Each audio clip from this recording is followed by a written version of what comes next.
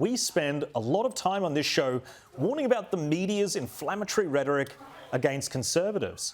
Now, finally, some journalists are starting to wake up to ask why one side of politics feels so emboldened. The Atlantic reports left-wing terrorism is on the rise. For the first time in more than 30 years, attacks by the far left outnumber those by the far right. And what do you think the data showed these journalists? We found that left-wing terrorism has increased since President Donald Trump's rise to political prominence in 2016. Now, the media class has become far too comfortable dehumanising those it has political disagreements with. It mainstreams extremist views and creates a culture in which people like Charlie Kirk are assassinated. And this week, we have another attack at the hands of far-left ideology. Let's go to the US now. At least one immigration detainee has been killed, whilst two others have been seriously injured and are in a critical condition in hospital after a shooting at an ICE facility in the American state of Texas. The shooter reportedly opened fire from a nearby rooftop on a bus of immigrants who were being driven into a Dallas centre. Police say the gunman used a high-powered rifle and then turned the gun on himself. The FBI is investigating the attack as an act of ideologically motivated violence. The FBI Director Kash Patel posted an image of the bullet casings on X, which had anti-ICE written on one of the shell casings. You can catch that there. It's the second to the right.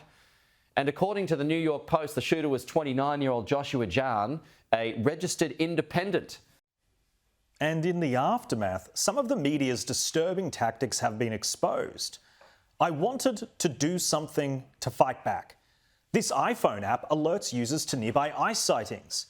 Now, CNN went on to hero worship the man who built this app, Joshua Aaron, before the journalist, Claire Duffy, then quotes him and wrote, "When I saw what was happening in this country, I wanted to do something to fight back."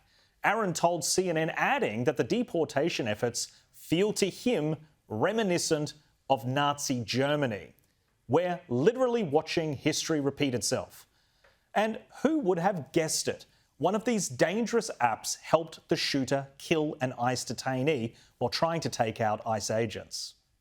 They are heroes, and I hope the media has the integrity to shine a light on this story. Enough is enough with the harmful lies and violent rhetoric. It has to stop.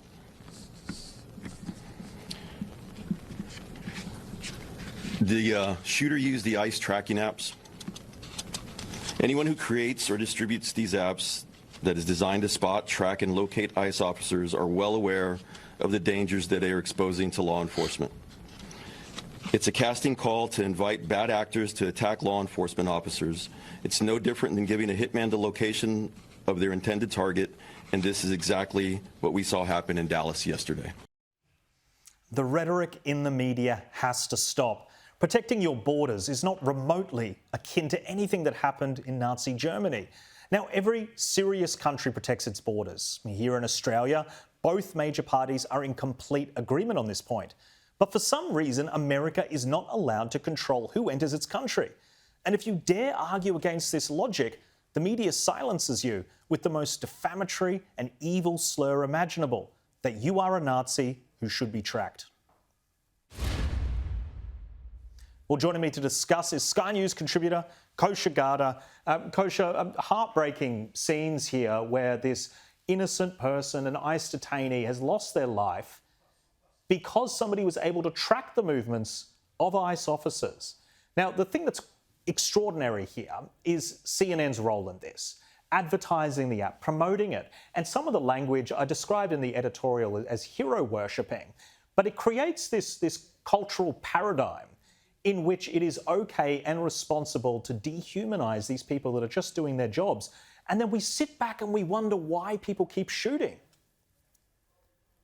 That's right. And I guess we have to wonder, Jack, that at this point, nobody really wonders. It is so obvious. There is a complete pyramid, really, a structural, organized pyramid of many actors that are enabling this and causing this. At the tip of the pyramid, obviously, is the actual shooter, of course, and that person is the only one directly responsible for these things. But underneath that is soft on crime policies. Underneath that is this vitriol that's been around everywhere and every which way. There's emboldening that happens because now we're seeing so many, from Charlie Kirk to twice attempted on President Trump, to Steve Scalise so many years ago, to, of course, BLM, Irina Zarutska. All these things are broadly people that are all sympathetic, certainly, to left-wing causes. And then the cherry on top is the media, as you correctly said it, where they either provide cover or even enablement or encouragement by using this kind of rhetoric. Everybody's a Nazi, everybody's bigoted, everybody's a fascist, such that nobody is anymore. And that whole thing is just this really organized pyramid that has to be dismantled in an equally organized way, from law enforcement to funding, cutting down funding, to really naming and shaming the media, which I think we're seeing Republicans fight back in a way that they never have before recently. And that's maybe why you're getting the one line or two lines from The Atlantic, which I never thought I would see. It's not much, but it's a start. Yeah, it is a start. And look, I'm glad that they're at least having the conversation. But staying on this issue, I want to read part of a statement by Press Secretary Caroline Leavitt. 3 months ago, CNN irresponsibly gave free publicity to an app that recklessly shares the location of ICE agents. It has now been revealed the leftist lunatic shooter who opened fire on the Dallas ICE facility was using one of these apps.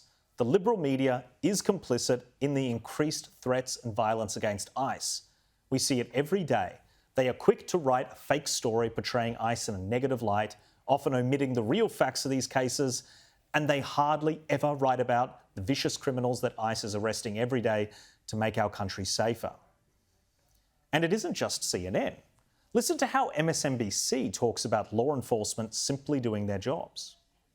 ICE is looking more and more like an American Gestapo. They're huddled around the elevator banks in masks without identifying information. What a terrifying, these are Gestapo tactics. But it has created this year, as they've seen, the kind of fascist ICE Gestapo militias go round up Latino American citizens in places like LA. ICE agents, masked ICE Gestapo agents, getting more funding than any other law enforcement agency in the history of the United States. ICE running Gestapo-like around our country. The Gestapo had the same function. It was there to draw a distinction between us and them. It was not federally, it was controlled by the leader. And we're seeing disturbing similarities between this force and the Gestapo. We've got these masked thug cowards kidnapping innocent people and sending them off to be slaves or tortured in other countries. Dressing like thugs and acting like thugs. People still want to come here despite the crazy. They still want to come here because they know in this land their voice is protected, their rights are protected, and there won't be jackbooted thugs coming in wearing masks over their face to take them off the streets. Oh wait, I'm sorry, Simone, that's happening. Oh, it's happening. That's happening right now. Kosha, let's bring you back in. What do you make of some of that? You know, they sounded like a bunch of robots, Jack, like Gestapo, Gestapo, Gestapo, 27 times, as if that software was downloaded into their brains and out come the same talking point. And yet it is, as comical as it is dangerous, as you said, that these terms are just being flung around. And then some of these bad actors, who tend to always be young, misguided, disaffected males, typically, that is the profile, they take it to heart, are engraving it on bullet casings now and firing away. So we know this is happening. And I guess the question is, back to what we were talking about earlier, is how can this be dismantled, specifically as it relates to the media? And there's a few different vectors. So one is publicly calling them out and shaming. That hasn't worked very well for the past few decades, but I really think we're in a moment now, post-Charlie Kirk, where the tide is turning and they really are exposed. So this is a moment to strike hard in terms of naming and shaming. The other thing is legal avenues. So yes, of course, we have the First Amendment. We revere it in America and want to protect it.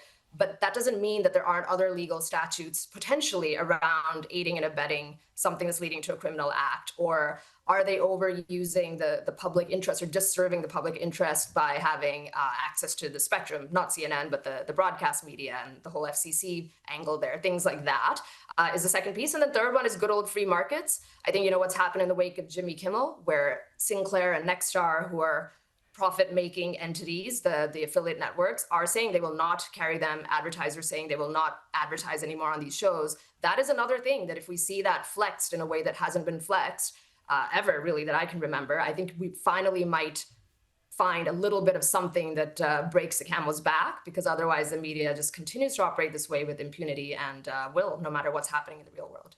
Yeah, really well said. Moving on, though, because Kamala Harris is back in the media spotlight, but it isn't going too well for the failed presidential hopeful. I guess I'd ask you to just elaborate on that a little bit. It's hard to hear. With you running as, you're the first woman elected vice president. You're a black woman and a South Asian woman elected to that high office, very nearly elected president. To say that he couldn't be on the ticket effectively because he was gay is hard to hear. No. That's not what I said. That he couldn't be on the ticket because he is gay.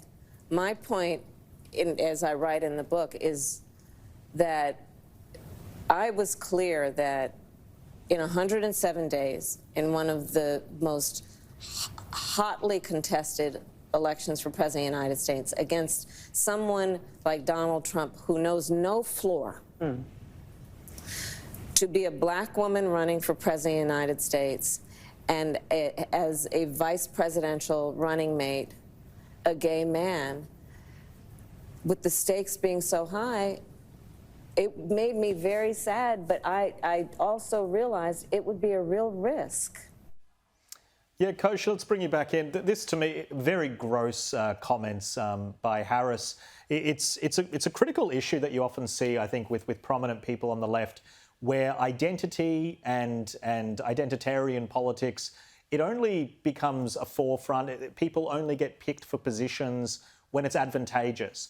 And so here you have a woman that wanted to run the country is essentially saying that it wasn't advantageous for her goals to have a gay person as her running mate.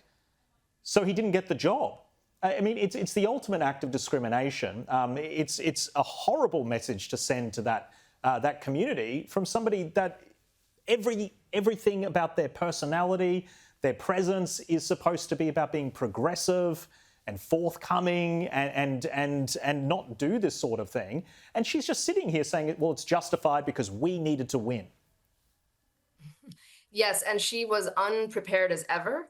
And you see that, always her, the word salad or the ratio of filler words to what she's actually saying is usually like 99-1 in that. So she was grasping for a way to figure out how to wiggle out of the question that Rachel Maddow, who is openly gay, asked her. She should have been prepared for that question and had a better answer. There are many places she could have taken it. But yeah, she said, I guess, the quiet part out loud on their side, that they love to be defined by identity politics. But then when the going got tough, she was like, oh, couldn't take the risk. And that, I don't think, was the answer that her side and certainly Rachel Maddow personally wanted to hear. But, that's what she said. And it is also interesting to see the Democrats in this circular firing squad a little bit, where you saw Rachel Maddow call her out and she floundered. You've seen the Biden people put out statements that are a little bit anti-Kamala and her thing right now. And you never see that on the left. So that's kind of interesting. They're eating their own in this moment. Kosha, that's such a good point that, it matters when it's tough, not when it's popular, making these decisions. I think that's a really important way to look at it. And thank you so much for joining us on the show. Really appreciate your insights as always.